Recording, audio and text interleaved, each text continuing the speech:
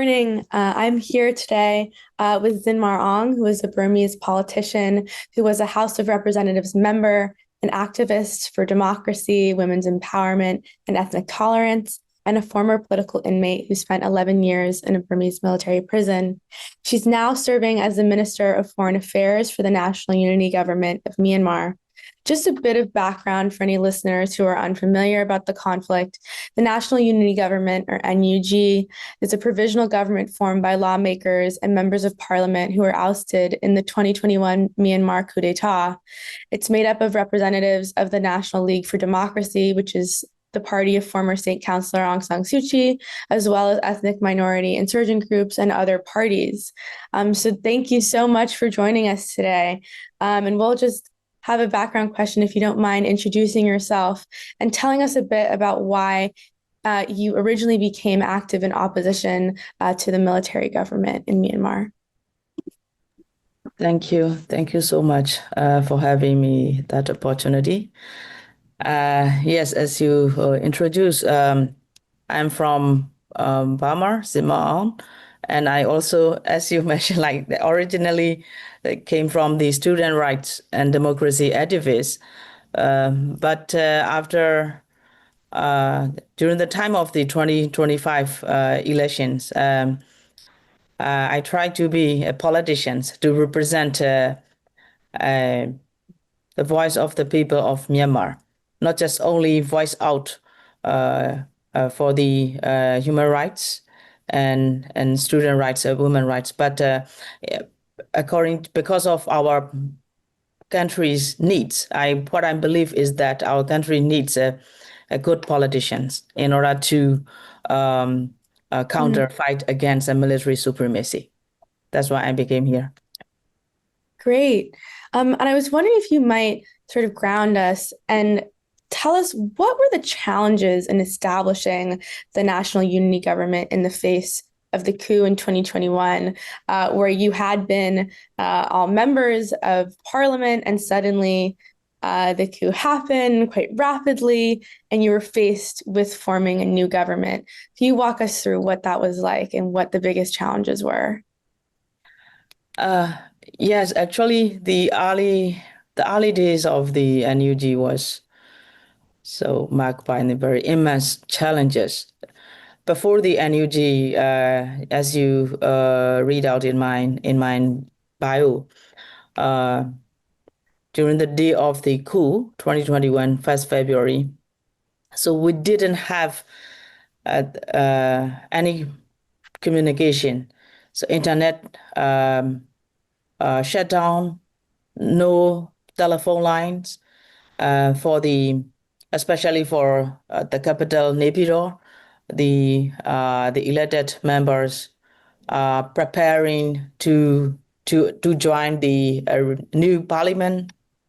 So for us, it was totally blackout with the community and constituents. We didn't know, but we noticed that something happened.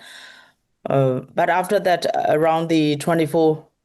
after 24 hours, so we gradually got back our communication. At that time, we realized that our leaders were and civilians, some others like activists and were arrested. So for us, we have been blocked by the military. We were not allowed to go outside our compound, all of the member of parliament. So in this regard, at that time, what we realized is that we were there to represent the voice of the people, because people voted to represent them. So as a member of parliament and as a politicians, and so we need to represent the voice of the people. So that's why we started with like-minded, trusted member of parliament who are also were also within the same compound at the time. So we issued a statement first. Luckily, we still have at the time the internet internet connection were restored, but we have concerned about the internet blackout uh, Mhm. uh, what might happen at any time. So that's why Mhm. we took that time slot, taking that opportunity to issue the statement and then try to escape from the Mhm. the military control Naypyidaw and capital. And then And what was that escape like? What happened? yeah, it's the one of the military officials visited to the compound that we were, and then they forced at just left Mhm. the compound and go back to the home. So for us, we were not there to go back home to represent Mhm. the voice of the people. We were elected, so that's Mhm. why we don't want to go back. But at the same time, we think about that if we were not escape from here, we will definitely be arrested. Yeah, absolutely. So that's why that's why me and some like-minded friends, okay, we need to do something, and firstly we need to liberate from here. Mhm. So that's why Mhm. we try to escape, but we assume that yeah, in my apartment in this area, I didn't remove my properties, anything, just left for the coffee shops or things like that. And then, but I really, I left the compound and then hold the secret meeting with like-minded Mhm. MPs and also connected with the people who are on the ground. At that time, the each and every cities, the people are started to join the demonstrations Yes. and civil disobedience movement. So we try to make our legitimate representative body of elected member of parliament. So we started Mhm. that, and then we left the Nibiru. Yeah, so you talk a bit about the main issue was trying to create a legitimate body. And that has been the focus of the NUG is gaining legitimacy both inside Myanmar as well as internationally. How are you currently trying to increase international recognition of the NUG? Yes, as I said, our like origin of NUG came from the result of the 2020 elections and elected member of parliament. But another important thing for us is like inclusiveness in our country. Mhm. Is that there are different and diverse ethnic minorities groups are also fighting for their self-determinations for a long time since actually Mhm. after independence. So in this regard, we're trying to broaden inclusiveness, not just only elected member of parliament, so but also to represent, to invite like-minded, and it also depends on the each and every ethnic organization's readiness to be take back and to join to work together with the elected Mhm. member of parliament and form and challenging uh, legitimacy of military coup and a state administrative council because this coup we call this coup as an attempted coup because they are not successful Mhm. yet because people didn't allow to be governed by those unofficial and illegal military coup. So in this regard, we need to be alternative of the Mhm. legitimate representative of the people of Myanmar. So this is what we are fighting for. But the most important thing is that people support. So as long as people recognize is that we are the truly represent their voice, we will be the legitimate representative of the Myanmar. Mhm. So you mentioned the coup has been, has not been successful. And I certainly agree. Actually, Dr. Morton Peterson, who's a scholar of Myanmar, said last year that the coup has been a failure, but the revolution has not succeeded either. The resistance movement remains very divided. So, what is the NUG doing to reduce the fracturing of different groups, including ethnic armed organizations, People's Defense Forces, other groups? what are you doing to attempt unity? Yes, that's fine. Since after formation of the representative body of elected member of parliament (CRPH), Mm-hmm. we call for the to form the National Unity Consultative Council. So elected member of parliament, the EROs, civil society, strike committee, activists, so things like that. So we create the platform to have the unified voice and political agreement amendments. But of course, there is no 100% of the ethnic diverse groups where in NUCC. But for those who are ready to join and who are able to join the National Unity Consultative Council, which is we aim for the fight against and stop military coup, but also to get the political agreement and establishment of federal democratic union. So we call at that time as a ground like kind of the political agreement. We got a federal democracy charter. So it is one of the first achievement to unify voices and a unified position of the different political actors and ethnic groups. So this is one attempt. And then after that, of course, there's others, ethnic organizations and diverse groups who are not able to join and support federal democracy charter. So in this regard, after formation of the National Unity Government, NUG, we formed the Alliance Relation Committee, and we bilaterally trying to approach to have the conversations and discussions with others, different the EROs and stakeholders. So, but it is very challenging as not perfect yet, but it is the process.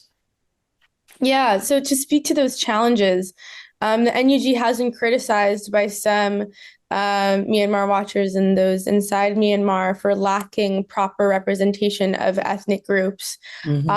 What is your response to that? Do you think that the NUG needs to do more to increase ethnic representation? Yes, that's why after 4 years, we're trying to upgrade the NUG to reflect and review our performance and representation. In terms of representation, actually, we have three categories in our compositions: NLD, elected member of parliament, and of course EROs and individual experts. So these compositions are equally equal participations in our national unity government.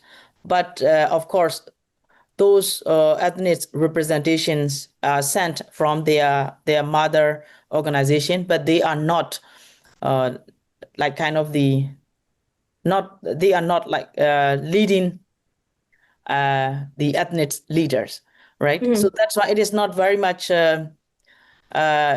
It's difficult to see the ethnic leadership, but composition is quite already represent. That's why in order to strengthen or in order to broaden representations, which is now going along with the NUG review and strengthening. So we lay out, we drafted our strategy to prepare for the post-conflict and transitioning. By preparing for the transitioning, and then also we are also engaging with the ethnic EROs bilaterally to prepare for the transitional government, federal government. So this is what, like I said before, it is processing. At the same time, we are fighting against the junta, but at the same time, we are preparing for the post-conflict and post-SACE Myanmar running structure. Yeah. And for those who maybe aren't as familiar with the specific representation within the NUG, would you say there are particular ethnic groups or armed groups that you struggle with the most to increase their representation in the unity movement? All right. Some are as identity individually. For example, in our composition, like a kitchen, Kipik, our vice president is it came from the Kachin representation, and also from the Karenni party. Some of our deputy minister from ministry, for example, Ministry of Home Affairs, Ministry of Federal Affairs, came from the Karenni, and Minister of Federal Affairs came from the CNF, Chin.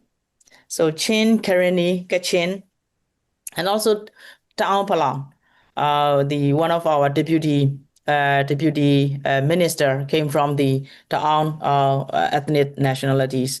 So things like that. But in terms of the KNU, not yet. KNU is in NUG, but as a Korean ethnic identity, she is leading the one of the Ministry of Health, Ministry of Youth and Women. So who left? Then I will say from Shan, ethnics and Karen, and of course, major ethnics groups just left is like Shan and Kitchen. Sorry, Okay, Shannon. Sorry, Karen. Karen, yeah, thank you for that overview. You were mentioning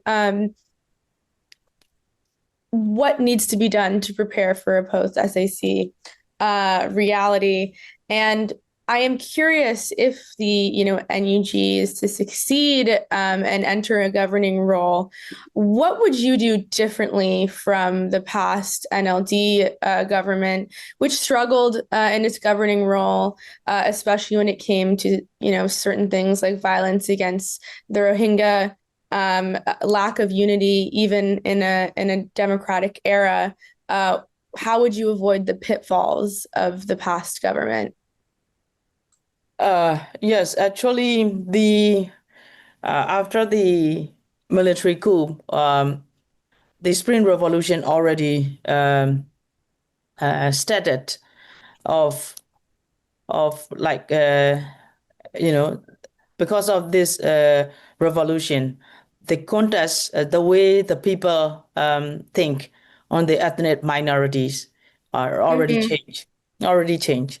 So that's why if I respond your questions like in terms of the Rohingya community, of course, one of the our deputy. We first our first step was we announced that we will cooperate with the ICJ case on regarding to the Rakhine and Rohingya issue. And then another thing is we issued the policy position statement on Rohingya. For example, like we recognize that we need a new citizenship law to instead of 1982 citizenship law. It is very discriminate, not just only for the minority Rohingya, but also the other Rohingya. So that kind of things we already addressed, and also another thing is like we try to include one of the Rohingya representative from the Rohingya community to be part of our cabinet member, deputy minister for human rights came from the Rohingya community. So we already started even during the time of the revolution. But I'm very much confident that these revolutions, after this revolution, the post-conflict, we also definitely need to address system change, not just only for the regime change, right? So this is what revolutions and our energy is struggling for. Great. Thank you for that framing. I appreciate sort of like you bringing up it is also a system change and not just removing the Tatmadaw from power. Yeah. So just before we switch to foreign policy, I do want to ask about the potential for entering in peace talks. The NUG, controls the least territory, has the fewer troops than many other armed organizations, and is also the group that the military is probably least likely to compromise with. So how are you feeling about the potential plan for the NUG in peace talks and what the pathway to governance might look like? Well, it is a very challenging questions Mm, because each and every day people are suffering a lot because of the indiscriminate attack, for example, like airstrike attack mhm, to the civilian, even schools and hospitals, so the villages were attacked by the hunter. So mhm, at that situation, for us and for the people, it is very difficult to talk about peace, mhm, right? But of course, people definitely need peace. mhm, But um, we need to be clear that who is breaching the previous peace talk, mhm, and also who is terrifying their own people. So mhm, in this regard, I think we need to put pressure the military junta to stop violence against their own people mhm, first. And then there are thousands of political prisoners are still in the hands mhm, of the military's jails. So, mhm, so we receive in each and every day those political prisoners were tortured, mhm, and their situation is very terrible, very concerning. mhm, So there are many things to be done from the side of the military and SAC. Of course, we issue the several statement that there are some kind of the condition, like mhm, uh, for example, like we do not go back under 2008 constitution political setting. So whenever we talk about we try to talk about peace, so it shouldn't be forced mhm, by the external actors. So we mhm, each and every actors need to have the same political goals and position. So there are many things to be done to make it happen as a peace talk. Without pressure, without able to convince the military junta and its military institution to agree or to serve their own people, it will be still difficult mhm. to realize. Great.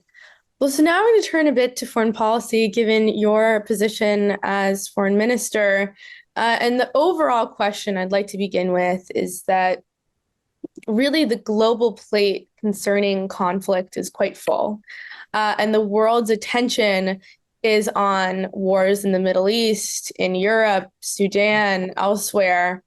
Um, in the United States, a lot of our attention now is taken up by internal issues. So I'm wondering if you could, give a few talking points on what the world needs to know about the war in Myanmar and why should they care in a context of so much global conflict. Yes, actually, what's happening in Myanmar is quite different to what's happening in across the globe. Mm-hmm. For example, Europe and Middle East, and the sovereign states are fighting against each other, right? But our issue is one of the states' institution is fighting against their own people for so many decades, right? So, in this regard, the contest is really very important. And then, of course, during the across the globe, backsliding of democratic governance and backsliding of democracy, we are the only one struggle in our region to fight against military dictatorships and to bring freedom and democracy back to our country. So it is very organic. Another uniqueness is like so. So it is a people-centered approach and people revolutions.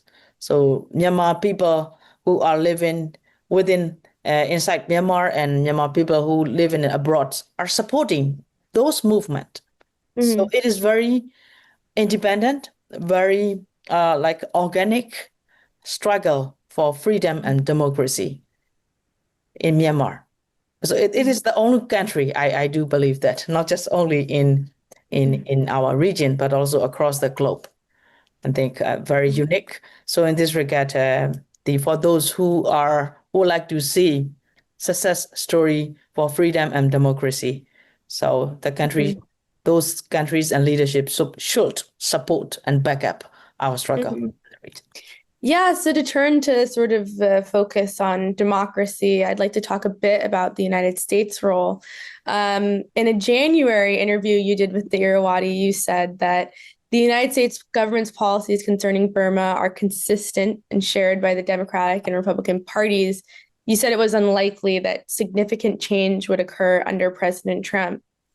However, there have been cuts to USAID projects in Myanmar, a ban on refugees entering the US, and a travel ban specifically restricting entry to the US for people from Myanmar. Have your views changed about President Trump and the Republican Party?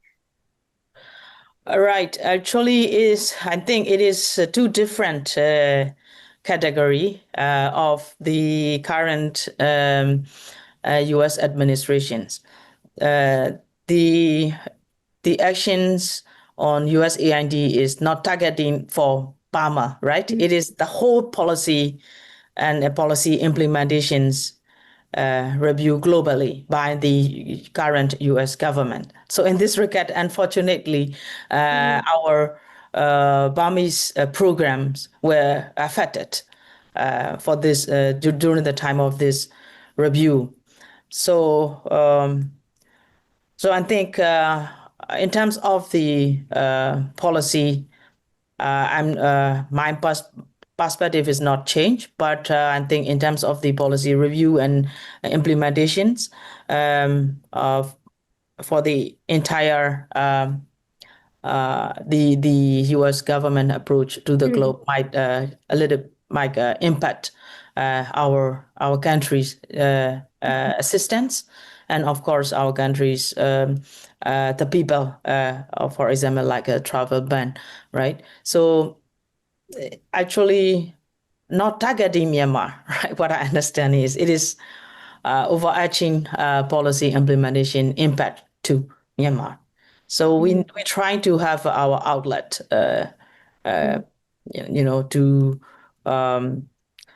to fulfill. It is very difficult to fulfill USAID support, right?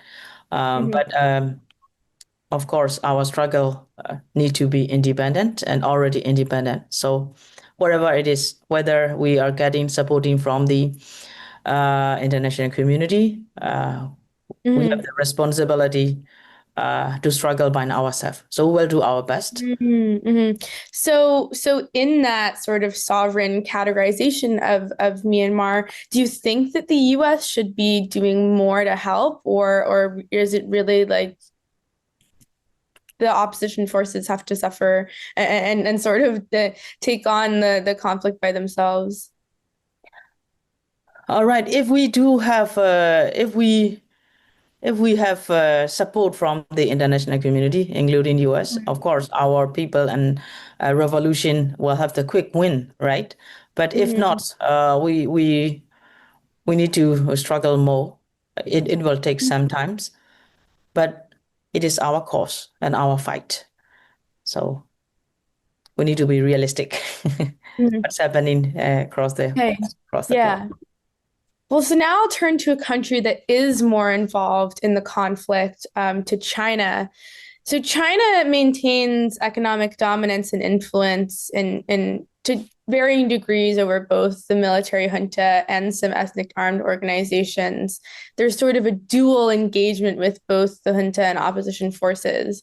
So, what do you consider to be China's long-term vision for Myanmar, and how do you perceive of their involvement? Well, yeah, it is very clear that the China long-term interest regarding to their neighboring country, especially with Myanmar, is stability and safety nets of their investment, economic investment, and sustainability for Mm-hmm. their economic interest. So that's why the Chinese authorities are engaging with not just only with SAC and military, but also with others revolutionary forces. So it is very clear. Uh, but I would like to make comments that if Chinese government would like to make sure the sustainability of their interests and Mm-hmm. stability. So need to make sure who will bring and which forces can bring back stability and, Mm-hmm. and economic development and its sustainability, right? So I believe that Chinese government had a very good experience during the time of the democratically elected government, NLD. So there is a very we can promote a rule of law during the time of the civilian government, and the Chinese economic investment can operate well. So after the coup, they are not able to operate well. Mm-hmm. So in this regard, it is very much important, like to take sides and to calculate rights. Who will bring the sustainable and the guarantee of the Chinese economic interests and its sovereignty interest, like a Mm-hmm. peaceful, stable border of Myanmar and China. Mm-hmm. Mm-hmm. Yeah, and so I mean, I think that the way the Chinese government sees the conflict, it might not have lots of confidence in the SAC, Yeah. but it does view the military as the force that can potentially lead to the most stability in the sense that they've pledged another 3 billion to assistance for the junta. They are going to support the SAC elections. They've given Mm. military aid, unmanned drone systems, jets to the military government. So, do you think that this is, helping the stability of the country? Do you consider, China to be backing the SAC as their bet on who will stabilize Myanmar? Right. I think China is not using their like leverage very well to bring their own interests in this regard, because by providing military junta will Mm-hmm. not will not bring stability. Definitely, it's quite sure, Mm-hmm. right? And then of course military um, uh, is planning to hold the sham election. So election itself, or might bring like a election-related violence and conflict, right? Mm-hmm. If, especially during the time of the conflict, that will definitely escalate the violence, because people, without a political agreement and consensus among all the stakeholders, right? You know, background situation like one of the biggest party's leaders are Mm-hmm. in jail, right? Mm-hmm. So how should they bring that kind of election bring stability back to Myanmar? Mm-hmm. So I think and it is not too late for China to reconsider Mm, Their, where should they use their leverage mm, in which area? I think China have the leverage to push pressure to the hunter. mm, mm.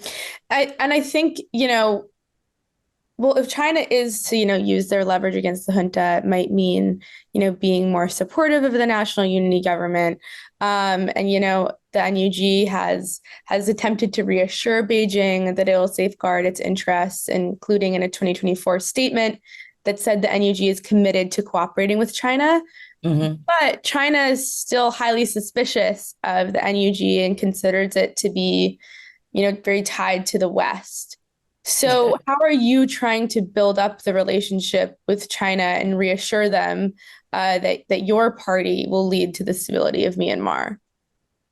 Yes, of course. That's why I said that our struggle is quite independent and very much Mhm, organic. So even though the international community are not, mhm, they are struggling with their own issue, right, in their regions, and so it is very clear. Our if we depend on the West support, we are mhm, not able to continue. It's already 4 years. mhm, Right, so it is one of the example. Another thing is the second one is like the Chinese authorities know very well themselves. I hope that because many of the Chinese investments are in our revolutionary forces control area. mhm, We can see none of those investments were attacked, right? Protected mhm, still, because we have ethic, we follow military code of conduct. Those economic base are not a military base, right? So mhm. we are following our own military code of conduct, and we keep our words. So it is very clear.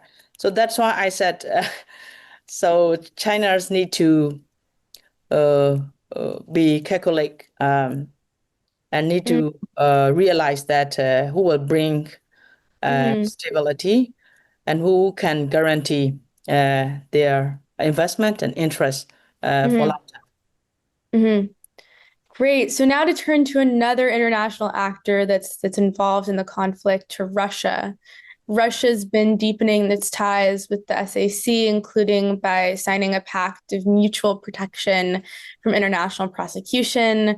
They're making plans to provide more drones as well as potential nuclear cooperation with the SAC. Maybe you could give us a bit of background about why Russia is so supportive of the military government and whether you think their support will increase if Russia is to win its own war with Ukraine.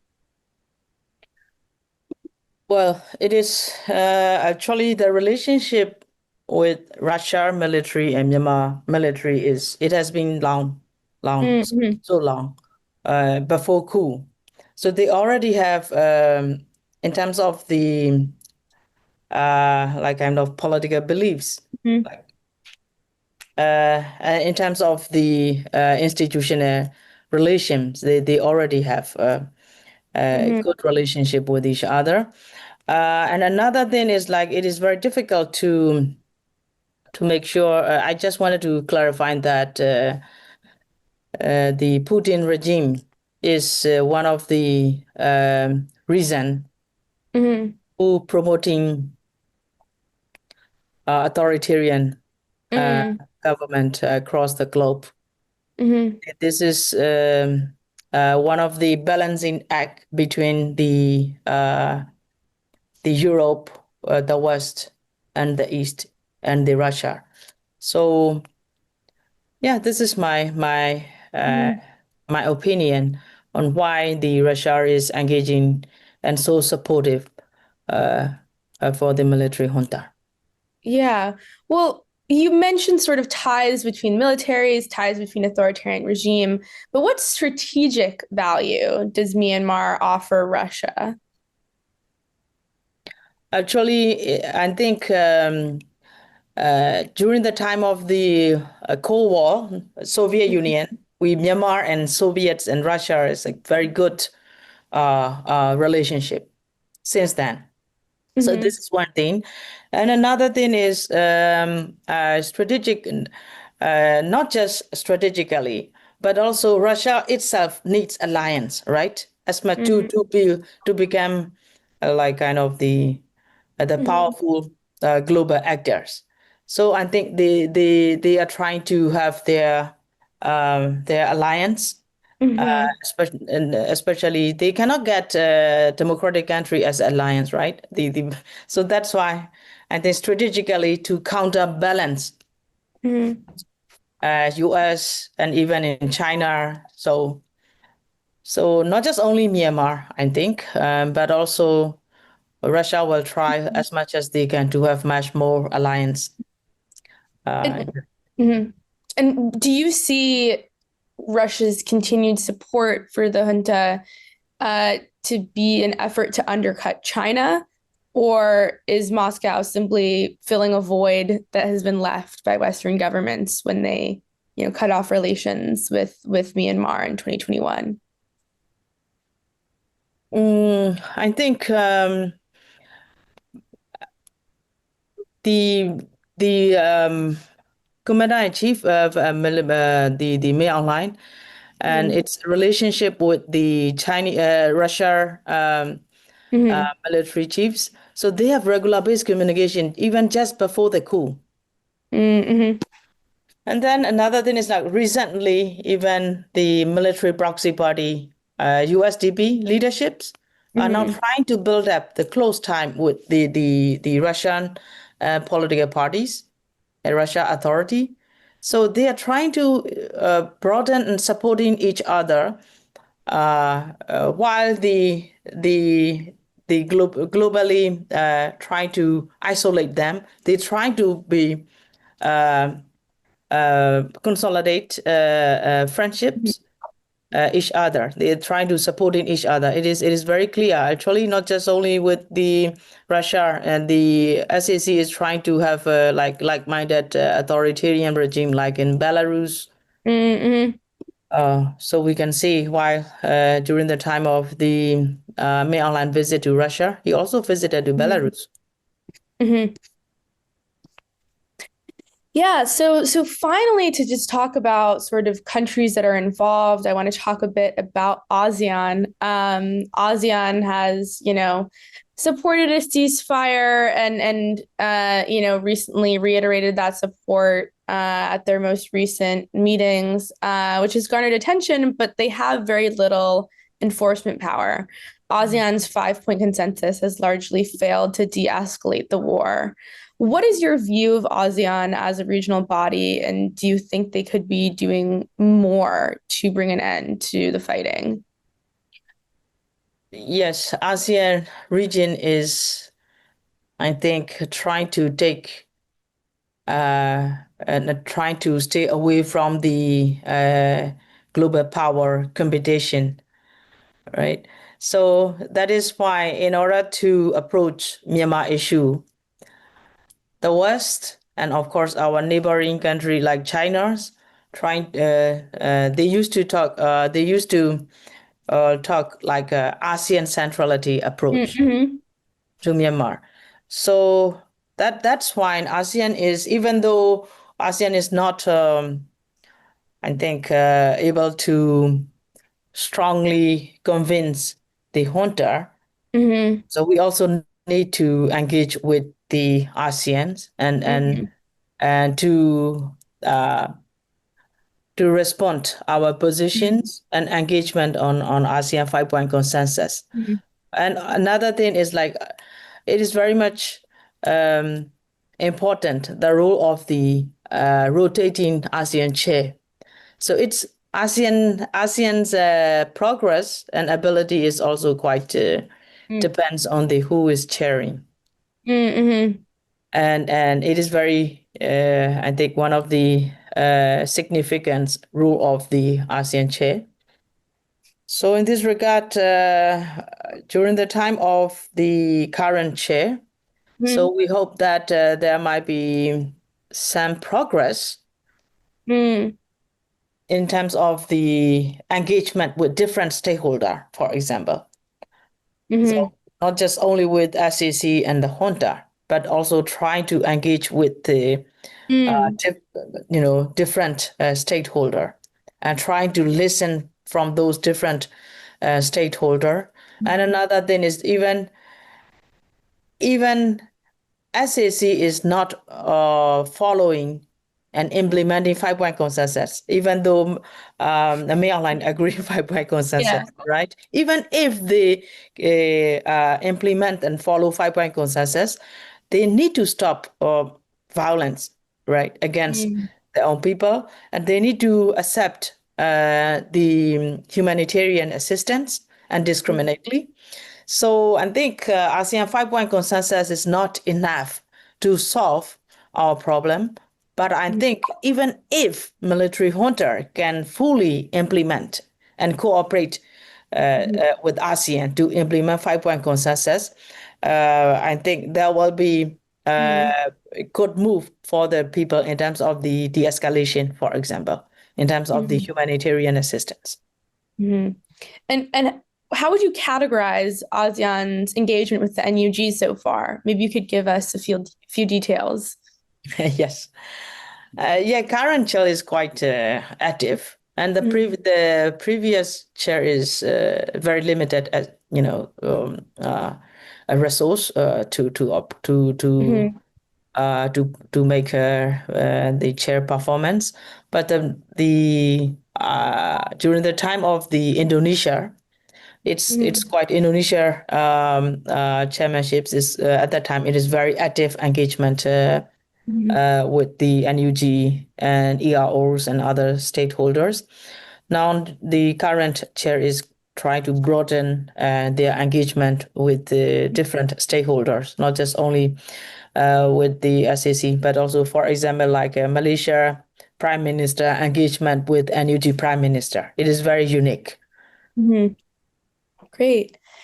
Yeah, so now to turn to sort of less of a particular country or regional organization, but I do want to touch on transnational crime in Myanmar, which has been on the rise since the coup. The production and trafficking of illicit narcotics and opiates has risen over 30%. Scamming centers that kidnap people from all over the globe, and especially from regional countries, to steal money online has cropped up. Uh, um, if the NUG is to take power, how would you address these criminal networks? What type of complications would it pose for the NUG? Well, actually, even we are quite aware of that what's Mhm. happening based on our country and border. So that's why even now, NUG formed the task force for the transnational organized crime. We are trying to address our best, even though we have very limited resource and capacity to do so. But we already set up and we already alarm within our own network Mhm. and force us to be aware of those scam business, not to engage with that. If there is any informations, any opportunity to save the people, the victims who are kidnapping in our control area, for example, we are ready to cooperate with the host country. So there is one of the issue that we used to discuss with diplomats and our neighboring countries. So this is our Mhm. priority even during the time of those revolution. Of course, after the revolutions, this is the one of the priority issue we need to address, and we need to cooperate with international community, especially with our neighboring countries and the region. Mhm. Does the NUG have any capability now to enforce the law or to reduce criminal networks, or is it something that it would require more statehood or state legitimacy on the NUG's part to address? Right. Yes. We don't have proper capacity, but we have political will, and we still have the program on collecting some informations uh, of victims and scam business, for example, like that. Mhm. So in terms of the information sharing, so we can do that. But to to physically, and in terms of the physically, like kind of the rate, the scam center, how we are not able to do that. We don't even have that Yeah. kind of capacity. But in terms of the information sharing and Mm. of course awareness raising, we can do this. Okay, great. Those were all of my written questions for you, but is there anything else that you'd like to share with your audience about the National Unity Government or about the plight of Burmese people overall? Yes, just wanted to share our fights Mhm. is not very much popular in the globe, but Mhm. not well known enough. But I Mhm. think this interview is, having the opportunity to share what is really happening in Myanmar, how Myanmar people are struggling against the most oppressive military regime in the world. But we are not giving up. Instead, we are winning. This is the message I would like to convey to the international community and the audience. So thank you so much. And also we are struggling by our own, very organic once again, and we are really proud of that. Yeah, well, thank you so much for talking to me and sharing some of the priorities of the NUG, as well as helping myself and any of our listeners continue to stay informed on what's happening in Myanmar. Thank you so much, Foreign Minister. Thank you. Thank you so much. Thank you.